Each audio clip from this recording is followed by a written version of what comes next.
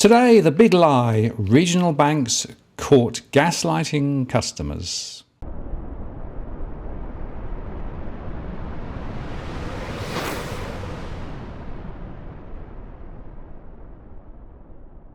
Hello again, it's Martin North from Digital Finance Analytics. Welcome to this post covering finance and property news with a distinctively Australian flavour.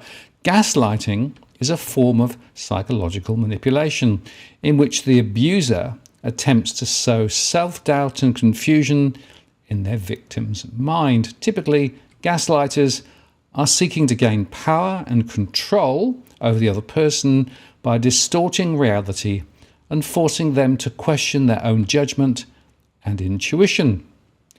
Now, evidence has surfaced that regional banks have been manipulating customers to justify branch closures. Dale Webster, who publishes independently through her own title, The Regional, writes in Independent Australia, saying customers of regional bank branches that are being closed have long had a sinking feeling that they are being played. Letter arrives notifying of the closure with the facts clearly spelled out. Customers have failed to use the branch as often as they used to. They're turning to digital channels in preference to face-to-face services and choosing to use an ATM over speaking to a teller. The, quote, facts are often supported with figures and graphs showing the decline in transactions and change in behaviour. While access to their bank remains just as important to them as it ever was, these customers reflect on the helpful staff showing them how to use an ATM, or when the bank's hours were cut down to just a few hours a week on alternate days, or when they were encouraged to sign up to online banking that they never use. Older customers in particular feel confused and angry, but they are left to carry the blame for letting this essential service slip from their community's grasp. For them, it doesn't make any sense at all. That is, until recently.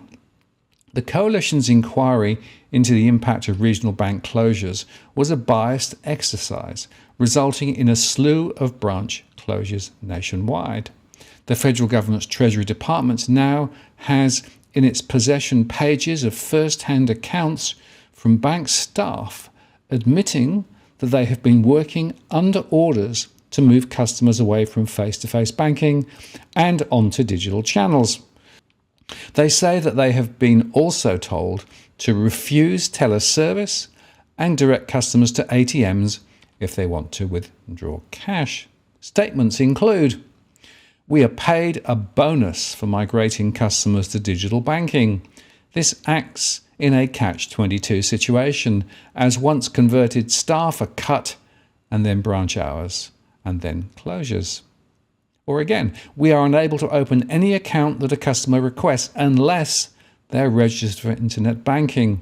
And if we disable them due to them not wanting internet banking, we are penalised as it is a target we need to reach."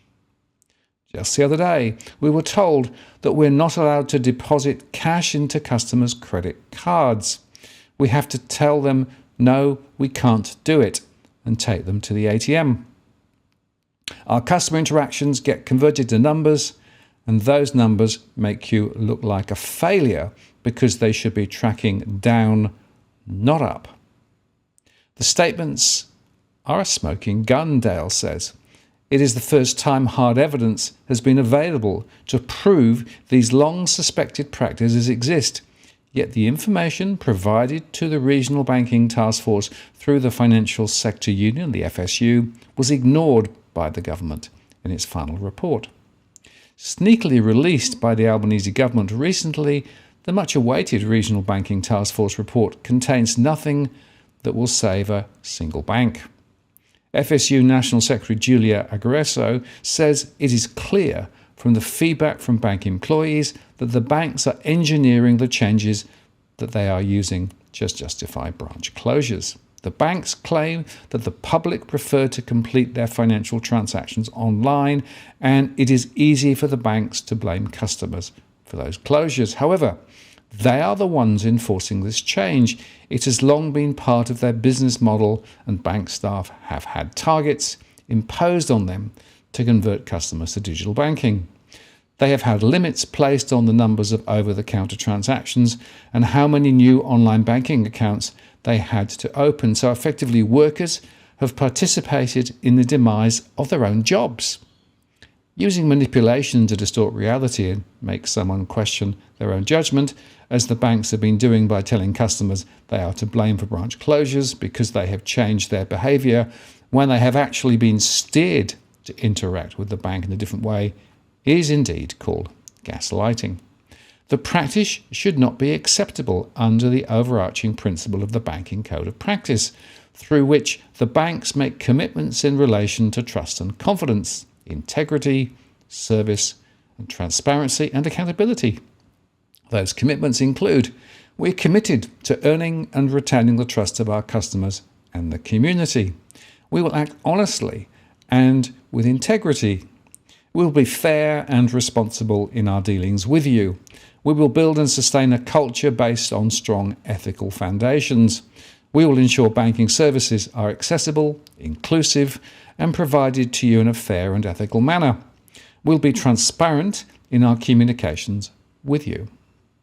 And banks also operate under a social license, which, although not enshrined in legislation, is an important principle in corporate governance.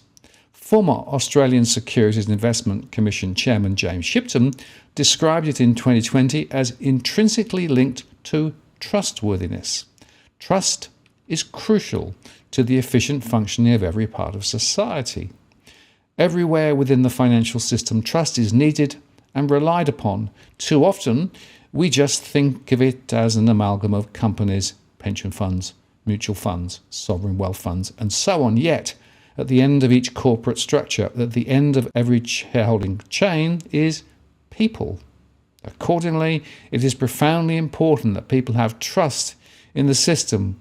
The idea that corporations act in the service of people also gives rise to concepts like the social license to operate.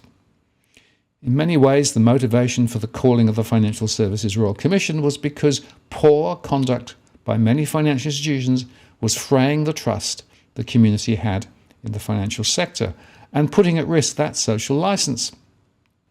That's why the Royal Commission looked at not just breaches of the law, but also community expectations. Instead of highlighting and addressing the bank's strategies and their human cost, the Regional Banking Task Force, though, turned a blind eye. There was no mention of bank staff being given performance targets to engineer digital banking figures. And there was also no mention of the impact reducing opening hours or pushing customers to use ATMs is having on foot traffic data being used to justify closures. The comments of those blowing the whistle on these practices were not even referenced. The omissions are no surprise, given the makeup of the task force, comprised mainly of banking representatives, but disappointing given the fanfare and community hopes that were associated with its launch. Task Force co-chair Bridget McKenzie said when the inquiry was launched, having access to bank branches is vital for every community, particularly for residents who are unable to use online services to conduct their banking. Bank branch closures in the regions also affect the livability of towns, and so I'm pleased to announce this task force will be looking at how we can keep banking services in rural Australia.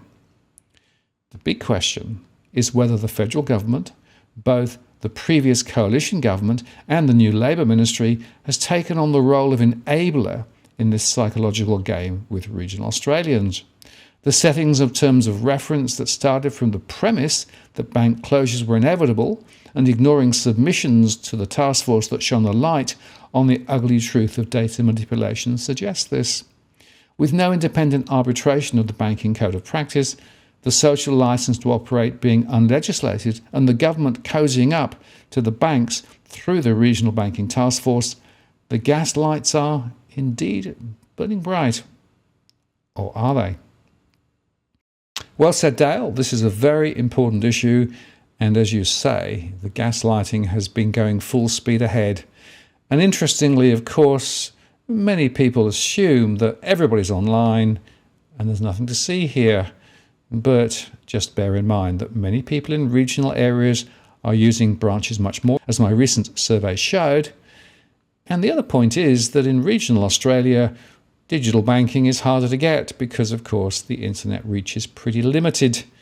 And also the question I keep coming back to is what happens when the power goes off, when we're in time of, for example, flood, as now, or indeed in time of bushfire. We are actually reducing the ability of communities to survive and thrive. And I'm afraid that this is a government agenda supporting the bank's move to remove banking. It needs to change. We will continue the pressure.